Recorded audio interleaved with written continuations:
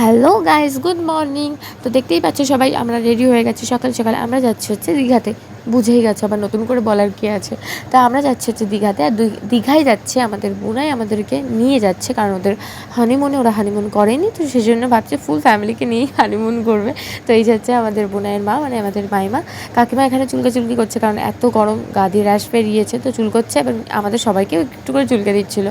তো একদম ভাল লাগে না। আমাদের বাড়ি থেকে বনগা থেকে শিয়ালদা হচ্ছে 2 ঘন্টা। তো ওখানে ট্রেনের মধ্যে বোরিং হয়ে যাচ্ছিলাম, তো ইনি ঘুমোচ্ছিলো, সেটাই একটুখানি আর কি তোমাদেরকে দেখালাম।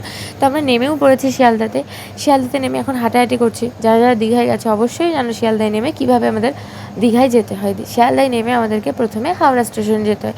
তো হাওড়ায় যাওয়ার জন্য আমরা এই যে ঢং করতে করতে এখন যাচ্ছি আমাদেরই শিয়ালদায় মেট্রো স্টেশনে, যেখান থেকে আমরা হাওড়ায় যেতে পারবো। তো আমরা এই যে যাচ্ছিলাম লিফটে করে, আর ওদিকে দুজন আলাদা করে যাচ্ছিলো, কারণ ওরা লিফটে উঠবে না। কত মিল দেখেছো আগেকার যুগে ভাই বোনের, আলাদা করে চলে গেল। এখানে আমরা সুন্দরীরা দেখছিলাম আমাদেরকে কেমন লাগছিল।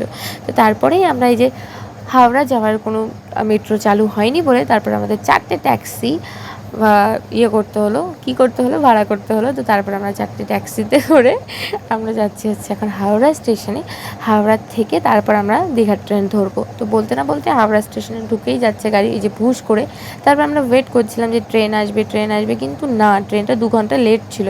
তারপর আমরা কী করবো, খাবার টাবার কেনা করে ট্রেনে উঠেও পড়েছি। আর এই যে দেখতে পাচ্ছ দীঘা আমরা দীঘায় পৌঁছে গেছি। হ্যাঁ, ব্লগটার মধ্যে কিন্তু আমার অনেক কথা তুতলে গেছে, কারণ তোমরা সবাই জানো আমি নতুন ব্লগার, খুব একটা পুরনো না, তো সেই জন্য তুতলে যাই, প্লিজ ক্ষমা করে দিও। আর এই যে হচ্ছে আমরা দীঘায় পৌঁছে গেছি, আর সেই ভিডিওটাও আমি করে নিয়েছি তোমাদের সাথে শেয়ার করবো বলে। আর পুরো ভিডিওটা করলাম না, তাহলে ব্লগটা অনেক বড় হয়ে যাবে।